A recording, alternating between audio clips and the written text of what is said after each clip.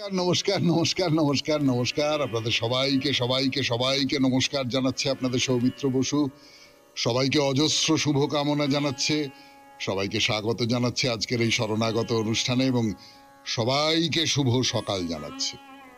শুভ হোক, শুভ হোক, সকলের শুভ হোক, সকলের ভালো হোক, সকলের মঙ্গল হোক, কল্যাণ হোক, কল্যাণ হোক, কল্যাণ হোক।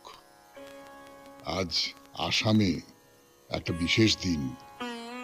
আসামের যে বিখ্যাত শ্রী শ্রী কামাখ্যা দেবীর মন্দির, সেই কামাখ্যা মাতার মহাপূজা এবং মহামেলা। এবারে বেণীমাধব শীলের পঞ্জিকা অনুযায়ী আজকের দিনটার কথা বলি। আজকে 7ই আষাঢ় 1432, ইংরেজির 22শে জুন 2025, রবিবার। আজ দ্বাদশী। সূর্যোদয়ের সময় ভোর 4:55, সূর্যাস্তের সময় সন্ধে 6:23। নক্ষত্র ভরণী। আজকে জন্মে মেষ রাশি, ক্ষত্রিয় বর্ণ, মতান্তরে বৈশ্য বর্ণ, নরগণ। দিনের বেলা 3:48 গতে রাক্ষসগণ। রাত্রি 9:24 গতে বৃষ রাশি, বৈশ্য বর্ণ, মতান্তরে শূদ্রবর্ণ।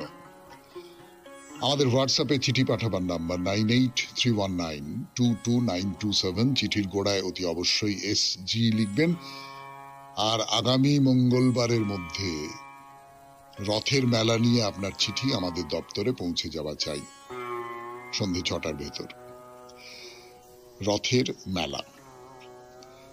এবারে তাহলে আজকের অনুষ্ঠান সম্পর্কে বলবার কথা। আজকের অনুষ্ঠান সম্পর্কে আর কি বলবো, আজ তো রবিবারের শরণাগত, মহাপ্রভুর কথা বলছি। তো সেই মহাপ্রভুর কথা বলতে গিয়ে গত রোববার যেখানে শেষ করেছিলাম যে শিবানন্দ মহাপ্রভুর অত্যন্ত ভক্ত, এবং শুধু তাই নয়, এই যে প্রবল বিনয়, নিজেকে অতি নীচ ভাবা, হীন ভাবা, তৃণের মতন ভাবা, এই যে গুণটি তিনি আয়ত্ত করেছেন, সে গল্প আমরা বলেছি আপনাদের। তো সেই শিবানন্দ তার ছেলেকে নিয়ে এসছেন মহাপ্রভুর কাছে। মহাপ্রভু তখন গম্ভীরায় বসে অন্যদের সঙ্গে কথাবার্তা বলছেন। তো মহাপ্রভু বলছেন, বলো কৃষ্ণ বলো। সে ছেলে কিছুতেই কৃষ্ণ বলল না। মহাপ্রভু বলছেন যে আমি এত মানুষকে কৃষ্ণ বলালাম, এই ছেলেকে দিয়ে বলাতে পারলাম না। এই পর্যন্ত বলেছিলাম আপনাদের। এরপর থেকে শুরু করব, কিন্তু তার আগে একটু গান শুনে নি। 92.7 বিগ FM এ শুনছেন রবিবারের শরণাগত, শ্রী চৈতন্যদেবের শরণাগত। আমি আছি আপনাদের সঙ্গে, আপনাদের সৌমিত্র বসু। মহাপ্রভু হার মেনে গেলেন, করে খেদ করে বললেন যে আমি একে দিয়ে, এত মানুষকে দিয়ে আমি কৃষ্ণ নাম করালাম, কিন্তু একে দিয়ে আমি কিছুতেই কৃষ্ণ নাম করাতে পারলাম না।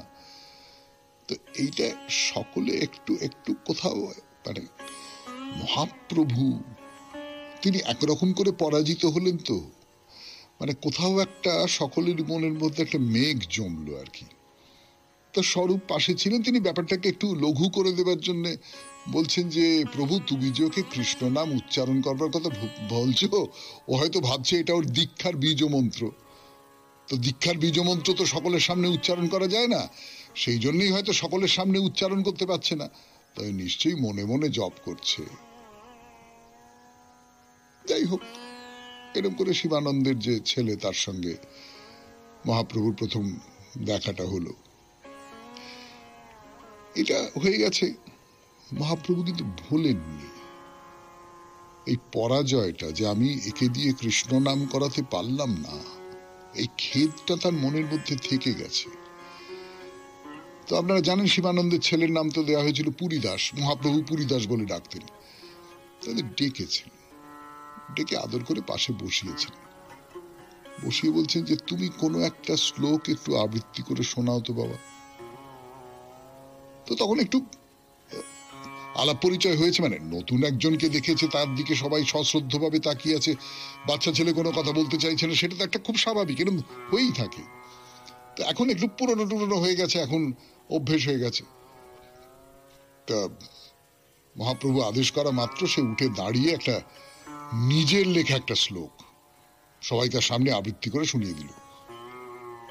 সেই শ্লোকের মানেটা হচ্ছে, যিনি ব্রজরমণীদের কর্ণে নীল পদ্ম, চোখের কাজল, ইন্দ্র নীলমণির মালা, অখিল ভূষণ স্বরূপ, সেই হরে কৃষ্ণ জয়যুক্ত হন।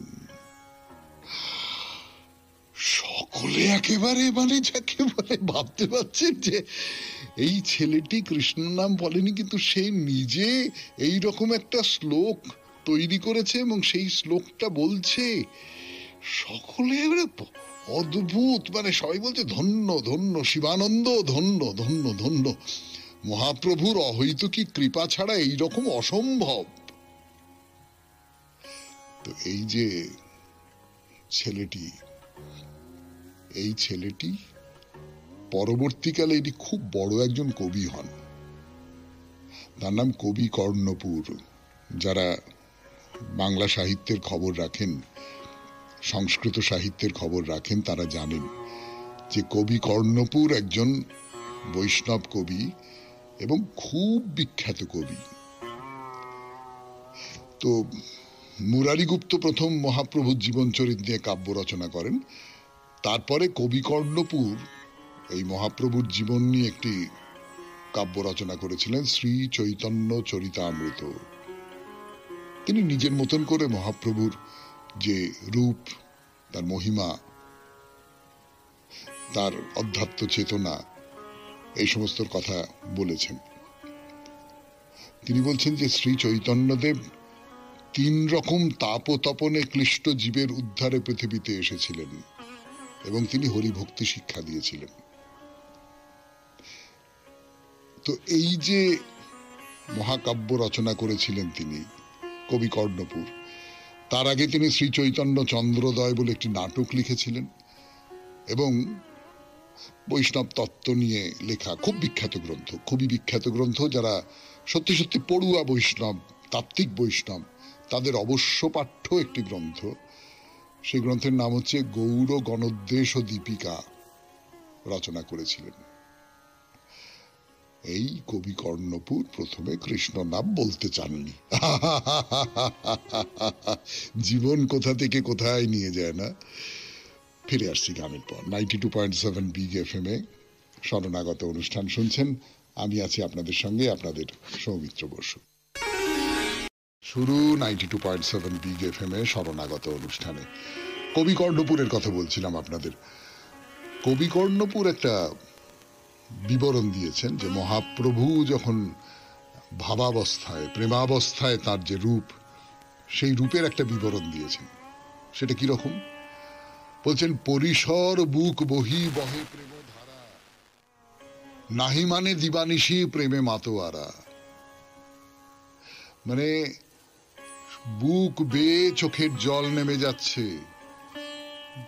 কি বা দিন কি বা রাত কোনো কিছুই খেয়াল হয় না। এই যে মহাপুরুষের বিবরণ, এই বিবরণ কবি কর্ণপুর দিয়েছেন। মানে কাঁদতে কাঁদতে কাঁদতে কাঁদতে তার সমস্ত দিন চলে যেত, এমনকি কখন দিন হলো কখন রাত হলো কোনো খেয়াল থাকতো না। তো এবারে যাত্রী দলের সঙ্গে পরমেশ্বর মোদক নামে এই নবদ্বীপের একজন ভক্ত, তো তিনি জগন্নাথ এবং মহাপ্রভু দর্শনে এসেছেন।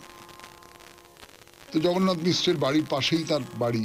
তিনি সেখানে মুড়ি মেওয়া এই সমস্ত বিক্রির দোকান করে সংসার চালান। আর প্রভু শিশুকালে তার বাড়িতে যেতেন। পরমেশ্বর আর তার স্ত্রী, তার পরিবার তাকে ডেকে আদর করে, যেরকম বাড়িতে বাচ্চারা এলে দুধ দিল, মিষ্টি দিল, দই ছানা এই সমস্ত একটু দিল, বাচ্চাটা খেলো, এরকম সব। মানে খুব একটা বাৎসল্যের মনোভাব ছিল আর কি মহাপ্রভু সম্পর্কে। তখনও তিনি মহাপ্রভু হননি, তখনও তিনি ওই নিমাই। তো এরকম একটা। তো মহাপ্রভু সন্ন্যাস নিয়ে নবদ্বীপ ছেড়ে চলে যাওয়ার পর তো আর দেখা সাক্ষাৎ হয়নি। পরমেশ্বর মোদক, তার মনে খুব দুঃখ যে সেই ছেলেটা সে এত বড় হয়ে গেল, তাকে একবার দেখব। তো চলো, মহাপ্রভু নীলাচলে রয়েছেন, আর তো শিশু নিমাই নেই, এখন তো একবারে গোটা জগৎ তার পুজো করে, কত মানুষের প্রাণের প্রাণ, জীবনের আশ্রয়। একবার দেখে আসি। যদিও এই তুচ্ছ মুদির কথা তার কি আর মনে আছে। আর এখন বয়স হয়েছে, তো বয়স হয়েছে, একবার দেখবো, একবার মনের যে দুঃখ সেটা দূর করব। কতদিন দেখি না। এবং এটাও শুনেছেন যে মহাপ্রভুর শরীরের অবস্থা, মনের অবস্থা ভালো নয়, কিরম একটা হয়ে গেছেন। তো সকলেই, বাংলার সকলেই তো এর জন্য কষ্ট পাচ্ছেন। তো পরমেশ্বর মোদক এসেছেন যে আমিও, যারা যাচ্ছে মহাপ্রভুকে দেখতে তাদের সঙ্গে আমিও যাব বলে তিনিও চলে এসেছেন। তো বয়স হয়েছে তো, মানে মহাপ্রভুকে শিশু অবস্থায় দেখেছেন, ভেবে দেখুন কত বয়স হয়েছে। ফলে তিনি কিভাবে এলেন না এলেন তাই নিয়ে একটা দুটো কথা বলবো 92.7 বিগ এফএম এ শরণাগত অনুষ্ঠানে গানের পর। খুব বৃদ্ধ হয়ে গেছেন তিনি, সেই মহাপ্রভুকে কম বয়সে দেখেছিলেন, তিনি জেদ ধরলেন যে আমিও যাব। সবাই বারণ করলো যে আপনি এতটা রাস্তা যেতে পারবেন না, রাস্তা খুব দুর্গম, এতটা পথ আপনাকে যেতে হবে, হেঁটে হেঁটে যেতে হবে, চটিতে রাত্রিবাস, আবার পরদিন সকালবেলা বেরিয়ে পড়া। আজকালকার দিনে ট্রেকিং যাকে বলে আর কি, বুড়ো মানুষ যদি ট্রেকিং এর বায়না ধরেন তাহলে তাকে আমরা যা বলি সেই রকম করে। তো উনি যাবেনই এবং সত্যি সত্যি উনি গেলেন, কেউ তাকে আটকাতে পারলো না। স্ত্রীকে সঙ্গে নিয়ে, স্ত্রীও তো মহাপ্রভুকে সে কম বয়সে খাইয়েছেন টাইয়েছেন ইত্যাদি ইত্যাদি করেছেন, নীলাচলে পৌঁছেছেন। গিয়ে যাত্রীদের সঙ্গে মহাপ্রভুর বাসায় গিয়ে মহাপ্রভুকে দেখেছেন, দূর থেকে দেখতে পেয়েছেন যে উদাসীন সন্ন্যাসী, দিব্য কান্তি, তিনি ভক্তদের সঙ্গে গম্ভীর আর কুটিরের চত্বরে বসে আছেন। দেখেই একেবারে নিজেকে আর স্থির রাখতে পারেননি, ওই মানুষের ভিড়টি সরিয়ে মানে বাধা পেরিয়ে একেবারে মহাপ্রভুর সামনে গিয়ে দণ্ডবত হয়ে প্রণাম করে বলছে, চেয়ে দেখো আমি আমি পরমেশ্বর মোদক, আমি তোমার কাছে এসেছি, চেয়ে দেখো। মহাপ্রভু তার দিকে তাকালেন, তাকিয়ে সত্যি সত্যি চিনতে পারলেন এত বছর পর, এত বছর পর সেই সেই ছোট্টবেলার সেই মোদক, সে আমাকে মিষ্টি দিত, এই সমস্ত কথা মনে পড়ে গেছে, মুখে হাসি ফুটে উঠেছে। হঠাৎ উঠে দাঁড়িয়ে তাকে বুকে জড়িয়ে ধরে বললেন, খুব ভালো হোক, তোমার ভালো হোক, তুমি এসেছো, খুব ভালো হয়েছে, খুব ভালো হয়েছে। আর এইটা তো পরমেশ্বর মোদক আশাই করেননি। তিনি তো ভেবেছিলেন আমায় চিনতে গিয়ে পারবে সেই নিমাই, এত বছর হয়ে গেছে, আর আমি কে, আমি একটা তুচ্ছ মোদক, এটা মিষ্টি মিষ্টি বিক্রি করে সংসার চালাই, মুড়ি ছিঁড়ে বিক্রি করে। মহাপ্রভু তাকে ওরকম করে জড়িয়ে ধরেছেন। তো পরমেশ্বর বলছে, প্রভু মুকুন্দর মা আমার সঙ্গে এসেছে। মুকুন্দর মা, মুকুন্দ বলে যে পরমেশ্বরের ছেলে আছে সেটা মহাপ্রভু জানতেন না। তিনি ওই তো, সে তো মহাপ্রভুর মায়ের মতো, পরমেশ্বর ভেবেছিলেন মহাপ্রভু হয়তো তাকেও কৃপা করবেন, কিন্তু মহাপ্রভু কোনো আগ্রহ প্রকাশ করলেন না, এমনকি তার দিকে তাকিয়েও দেখলেন না। সন্ন্যাসীর তো স্ত্রী দর্শনে বাধা আছে না। শুনছেন মহাপ্রভুর কথা রবিবারের শরণাগত অনুষ্ঠানে 92.7 বিগ এফএম এ। আরো কথা বলবো, ফিরে আসবো। মহাপ্রভু শরণাগত, তো যা বলছিলাম আপনাদের যে পরমেশ্বর তো তার স্ত্রীর সঙ্গে মহাপ্রভুর দেখা করিয়ে দিতে বলছেন, এই যে মুকুন্দর মা এসেছে আপনাকে দর্শন করতে। মহাপ্রভু কিন্তু তার দিক থেকে মুখ ফিরিয়ে নিলেন। মুখ ফিরিয়ে নিলেন, তার কারণটা বুঝতে আপনাদের কোনো অসুবিধা হওয়ার কোনো কারণ নেই। তার কারণ হচ্ছে মহাপ্রভু তো সন্ন্যাসী, সন্ন্যাসী স্ত্রী দর্শন করবে না, সঙ্গ তো দূরের কথা, স্ত্রীকে সম্ভাষণ করবে না, এমনটাই তো নিয়ম। তো মহাপ্রভু কি করে সেটা করেন? তাতে লোকাচারকে লঙ্ঘন করা হয়, আর যদি একবার লোকাচারকে আমি লঙ্ঘন করি তাহলে তো খুব বিপদ, মানে মানুষজন আমার সম্পর্কে তাদের ভেতরে বিতৃষ্ণা তৈরি হয়ে যেতে পারে। একজন নেতাকে তো এই কথাগুলো ভাবতে হয়, সোজা কথায় ইমেজ রক্ষা করার কথা ভাবতে হয়, যে আমি এমন কিছু করতে পারি না যাতে লোকে, সাধারণ লোকে আমার সম্পর্কে একটা খারাপ ধারণা তৈরি করে। ফলে মহাপ্রভু তার দিকে ফিরে তাকালেন না। এতে পরমেশ্বর বেচারি, তার তো খুব কষ্ট হলো। তো এত কষ্ট করে এই রকম করে সেই সুদূর বাংলা থেকে এই নীলাচলে এসেছেন স্ত্রীকে নিয়ে মহাপ্রভুকে দর্শন করবেন বলে, তো নিশ্চয়ই দর্শন হলো। তাছাড়া মহাপ্রভু কৃপা করবেন, আমাকে কৃপা করবেন, আমার স্ত্রীকে কৃপা করবেন, মুকুন্দর মাকে। তো সমস্তটাই তো কিরম পরমেশ্বরের মনে হচ্ছে, এত দুর্ভাগা আমি, এত দুর্ভাগা, এই ভাগ্য আমার প্রতি প্রসন্ন হবে না। তো স্তব্ধ হয়ে মহাপ্রভুর মুখের দিকে তাকিয়ে রয়েছেন এবং খুব মলিন হয়ে গেছে মুখটা আর কি, খুব খুব কষ্ট হয়েছে আর কি, এইরকম একটা অবস্থা। তো এই যে পরমেশ্বর এইরকম করে তাকিয়ে আছেন, একটা সরল মানুষ, সে কেন তিনি মুকুন্দর মায়ের দিকে তাকালেন না সেইটা বোঝবার ক্ষমতা তার নেই। সে তো আসলে মহাপ্রভুর মধ্যে ওই নিমাইকে দেখছে, ছোটবেলার সেই নিমাই। সে এখন অনেক বড় হয়েছে, সে এখন অনেক চারপাশের মানুষজন তাকে খুব একটা মহাপুরুষ বলে মনে করে, ঠিক আছে, কিন্তু সেই নিমাই তার এই যে তার স্ত্রীকে, পরমেশ্বরের স্ত্রীকে দেখলো না, যার কাছ থেকে সে চিড়ে মুড়ি কেড়ে কেড়ে খেত। এইটা এইটা এই যে বাৎসল্য, এই যে ভালোবাসা, ভালোবাসার সঙ্গে কর্তব্যবোধের লড়াইয়ের একটা চেহারা কিন্তু আপনি এর ভেতর থেকে পাচ্ছে। তো মহাপ্রভুর মনটাও একটু ভিজে গেছে, একটু দুর্বল হয়ে গেছে। তা তিনি ওই পরমেশ্বরের স্ত্রীর দিকে তাকিয়ে হাতটা তুলে আশীর্বাদ করলেন, তার চেয়ে বেশি কিছু নয়। তো এইরকম সব অদ্ভুত অদ্ভুত দর্শনার্থী মহাপ্রভুর কাছে আসতো, কত রকমের মানুষ, কত ভক্তজন যে আসতেন তার কোনো ইয়ত্তা ছিল না। এবং মহাপ্রভু কিন্তু প্রত্যেককে খুব সাদরে আমন্ত্রণ করে নিতেন এবং সমাদর করতেন আর কি, যাকে বলে। তো কেউ আসতেন শুধু তাকে দর্শন করবার জন্য, একটু কাছে বসলাম, একটু তার কথা শুনলাম। আবার কেউ কেউ আসতেন তার কাছ থেকে পরামর্শ নিতে, উপদেশ নিতে। আবার কেউ আসতেন যে আমি আপনার সেবা করতে চাই, আপনি আমাকে অনুমতি দিন। শুনছেন রবিবারের শরণাগত 92.7 বিগ FM এ। আমি আছি আপনাদের সঙ্গে, আপনাদের সৌমিত্র বসু। ফিরে আসছি গানের পর। বসু কথা শুরু করবার জন্য মহাপ্রভুর কথা 92.7 বিগ FM এ শরণাগত অনুষ্ঠানে। যেটা বলছিলাম আপনাদের গানের আগে, যে নানান মানুষ নানান কারণে মহাপ্রভুর কাছে আসেন।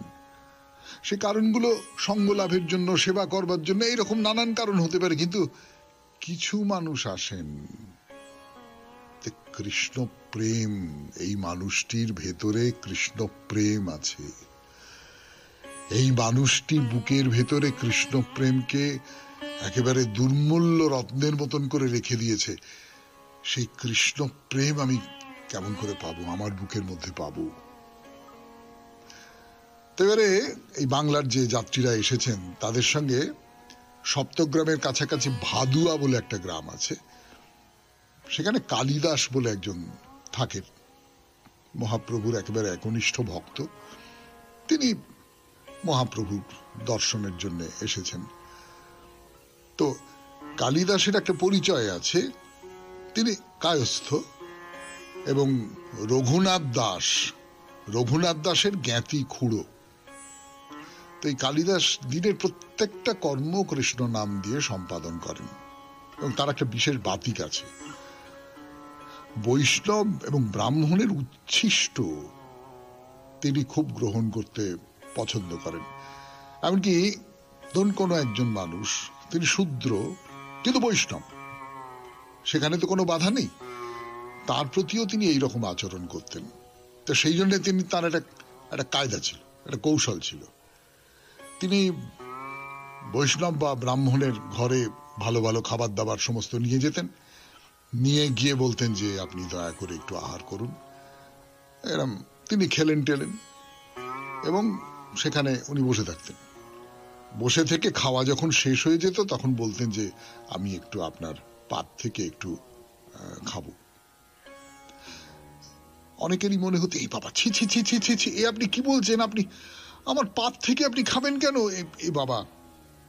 তো যারা এইরকম করতেন, তিনি ওই কালিদাস তাদের কাছে ওই যে খাবার দাবার যা কিছু উচ্ছিষ্ট আছে সেইগুলো রেখে দিয়ে বাইরে বেরিয়ে গিয়ে একটা নির্জন জায়গায় বসে আছেন।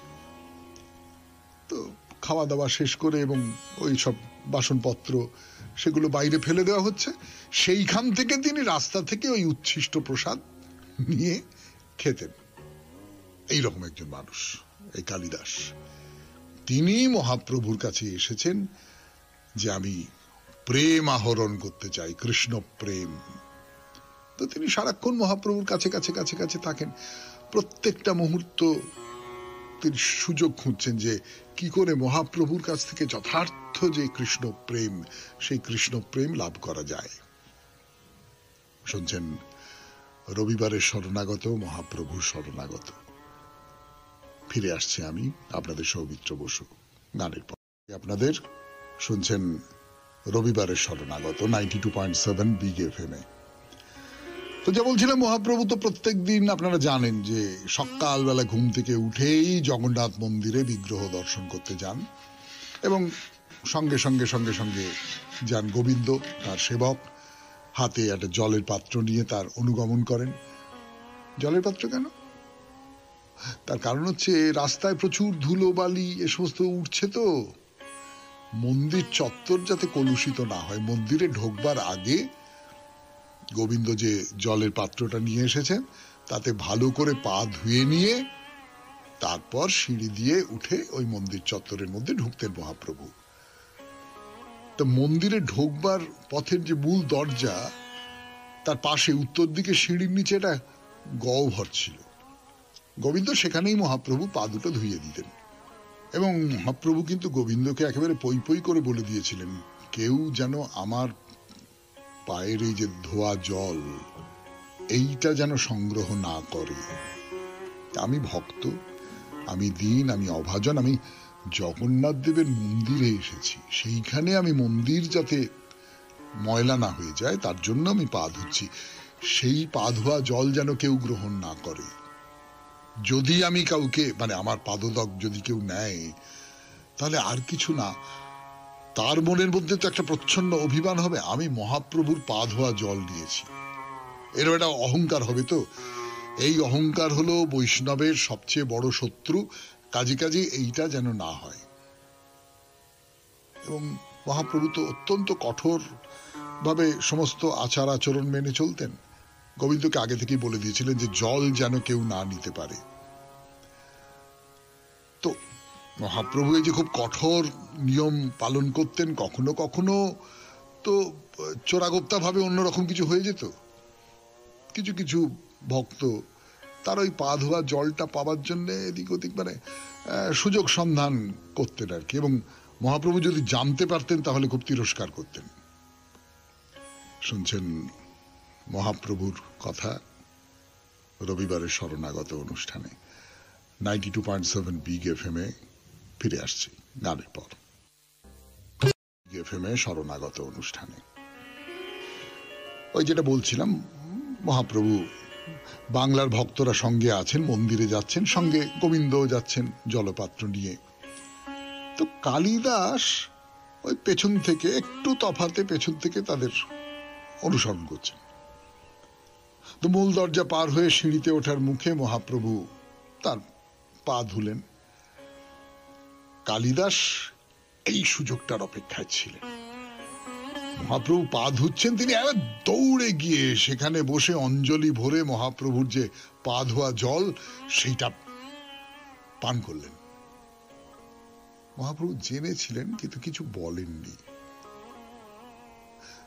তৃতীয়বার পর্যন্ত ছেড়ে দিয়েছেন, কিছু বলেননি। চতুর্থবার যখন গ্রহণ করছেন তখন মহাপ্রভু বললেন, আর কেন কালিদাস, তুমি যা চেয়েছো সেটা তো হয়েছে, আমি তো পূরণ করেছি, বারবার করে এরকম করে আমার পা ধোয়া জল খাচ্ছ কেন?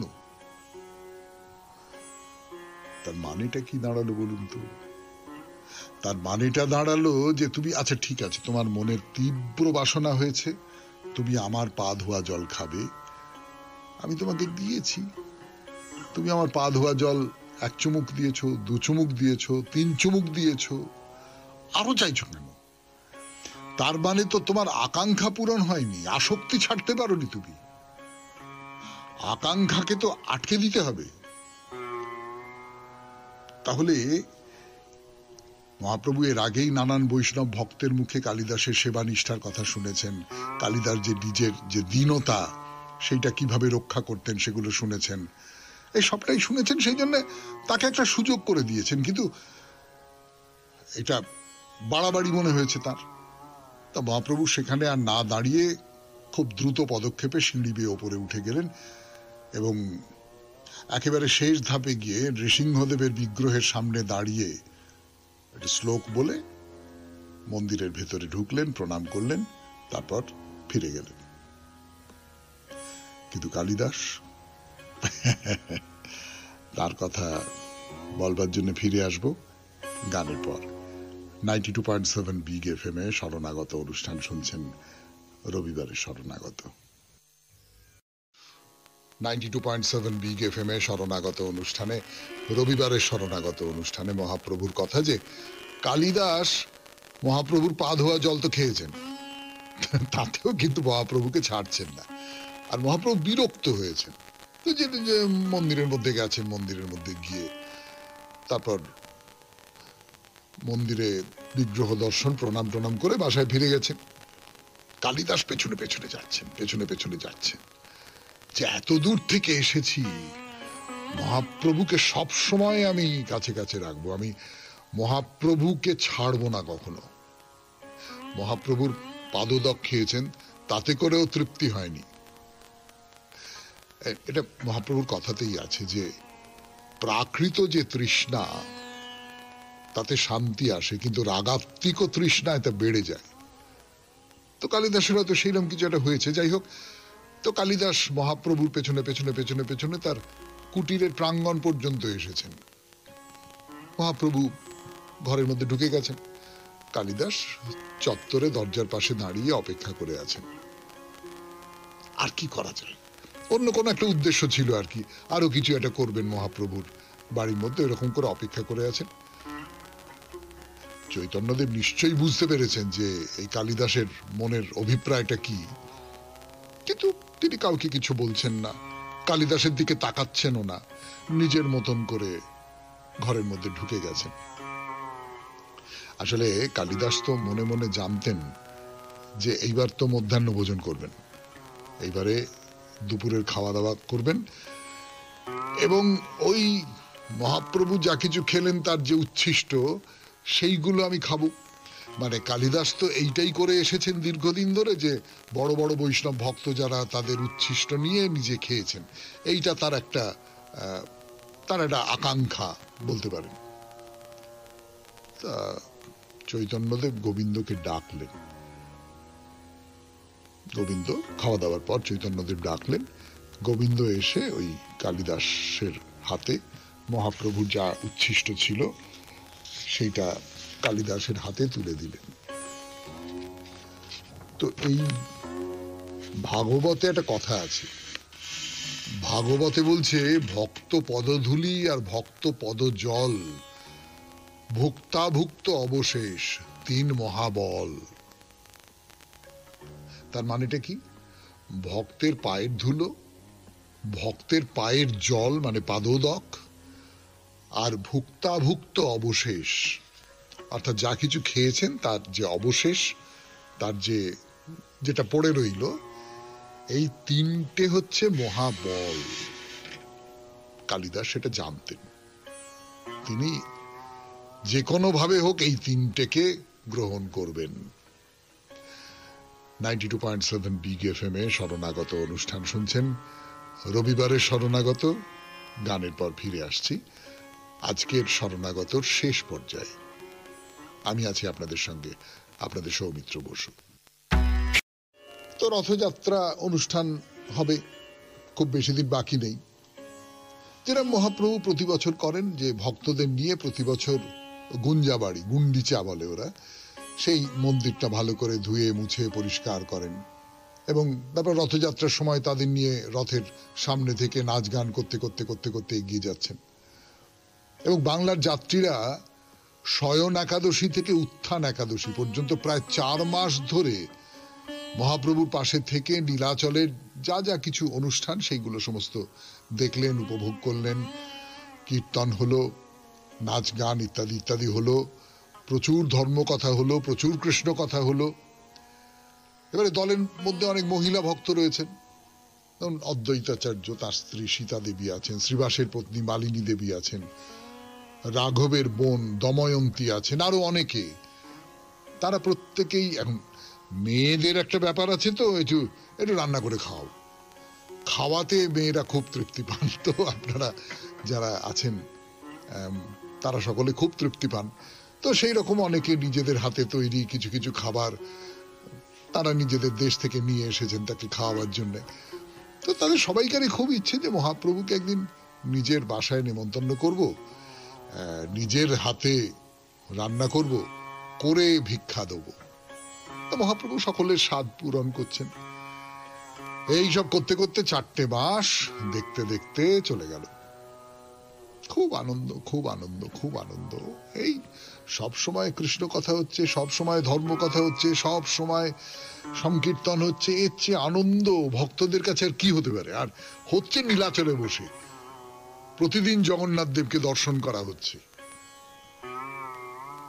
কিন্তু একটা ব্যাপার ভক্তরা লক্ষ্য করছেন, সেটা হচ্ছে যে মহাপ্রভু দিনের বেলা খুব আনন্দে থাকেন, খুব হইচই করে থাকেন, খুব নাচ গান ইত্যাদির মধ্যে থাকেন, কিন্তু রাত্রিরে যখন একা হয়ে যান, কুটিরে নিঃসঙ্গ হয়ে যান, তখন সেই ঘরের ভেতর থেকে একটা গুমরে গুমরে কান্নার আওয়াজ শোনা যায়। মানে নরহরি তার কবিতায় আছে যে গম্ভীরা ভিতরে গোরা রায়, জাগিয়া রজনী পোহায়, খেনে খেনে করয় বিলাপ, খেনে খেনে রো আত, খেনে খেনে কাপ। মানে কাঁদছেন মহাপ্রভু রাত্রির বেলা, গুমরে গুমরে গুমরে গুমরে কাঁদছেন। তো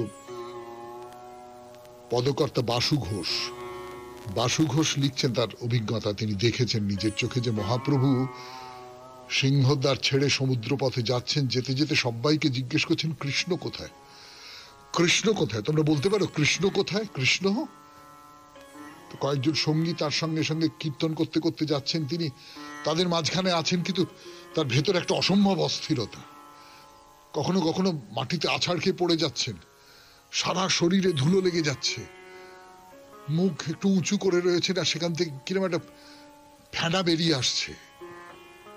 আর বাসু ঘোষ বলছেন যে আমার হৃদয় বিদীর্ণ হয়ে যাচ্ছে। তো ভক্তরা অনেকেই মহাপ্রভুর এইরকম বিরহ ব্যথাদূর অবস্থার ভাব দেখে খুব খুব কষ্ট পেতেন স্বভাবতই। অনেকেই বলতেন যে না না না, মহাপ্রভুর কাছে থাকবো, এই বুঝতে পারছি মহাপ্রভুর কষ্ট ক্রমশ বাড়ছে, এই সময়টা যদি কাছে থাকতে পারতাম তাহলে কত ভালোই না হতো, দেশে আর ফিরবো না, এইখানেই থেকে যাব ভাবতেন। কিন্তু ওই দেশে তো ঘর সংসার রয়েছে, আত্মীয় পরিজন রয়েছে, তারা সব গৃহস্থ মানুষ, তারাই বা কতদিন থাকতে পারেন। এবং মহাপ্রভু নিজেও তাদের বলছেন যে চাতুর্মাস্য শেষ হয়ে আসছে, এইবার তোমরা দেশে ফেরার বন্দোবস্ত করো। কিন্তু দেশে ফিরতে খুব কষ্ট হচ্ছে, মহাপ্রভুর কাছ থেকে বিদায় নিতে খুব কষ্ট হচ্ছে।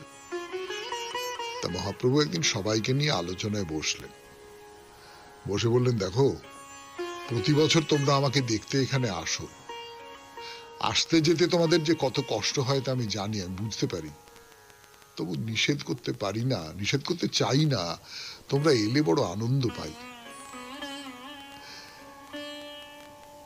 তো নিত্যানন্দ একদিকে বসে রয়েছেন, তার দিকে তাকিয়ে বললেন, শ্রীপাদকে বলেছিলাম তুমি গৌড়ে থাকবে, সেখান থেকেই নাম প্রচার করবে, তুমি আর এখানে এসো না। শ্রীপাদ কিন্তু তবু আমাকে দেখতে এসেছেন, আচার্যদেব এসেছেন, আরো সকলে এসেছেন। এই যে ঋণ, এই ঋণ শোধ করা তো আমার পক্ষে সম্ভব নয়। শুনলেন মহাপ্রভু শ্রী চৈতন্যদেবের কথা, নীলাচলে মহাপ্রভু, 92.7 বিগ FM এ শরণাগত অনুষ্ঠানে। আজকের মতো শেষ করছি শরণাগত। আমাদের হোয়াটসঅ্যাপে চিঠি পাঠাবার নাম্বার 9831922927। চিঠির গোড়ায় অতি অবশ্যই SG লিখতে হবে। আর মনে করিয়ে দিই, সামনের বৃহস্পতিবারের চিঠিপত্রের বিষয় হলো রথের মেলা। সেটা ছোটবেলায় দেখা রথের মেলা হতে পারে, বড় বেলায় দেখা রথের মেলা হতে পারে, আপনার যে কোনো রথের মেলার অভিজ্ঞতা 250 শব্দের মধ্যে আগামী মঙ্গলবার সন্ধে 6টার ভেতর আমাদের দপ্তরে পাঠিয়ে দিন। আর কি, সবাই ভালো থাকবেন, আনন্দে থাকবেন। নমস্কার নমস্কার নমস্কার নমস্কার আপনাদের সবাইকে সবাইকে সবাইকে নমস্কার জানাচ্ছে আপনাদের সৌমিত্র বসু। সবাইকে অজস্র শুভকামনা জানাচ্ছে, সবাইকে স্বাগত জানাচ্ছে আজকের এই শরণাগত অনুষ্ঠানে, এবং সবাইকে শুভ সকাল জানাচ্ছে। শুভ হোক, শুভ হোক, সকলের শুভ হোক, সকলের ভালো হোক, সকলের মঙ্গল হোক, কল্যাণ হোক, কল্যাণ হোক, কল্যাণ হোক। আজ আসামে একটা বিশেষ দিন। আসামের যে বিখ্যাত শ্রী শ্রী কামাখ্যা দেবীর মন্দির, সেই কামাখ্যা মাতার মহাপূজা এবং মহামেলা।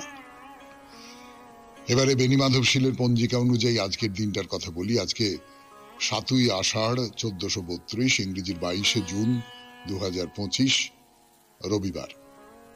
আজ দ্বাদশী।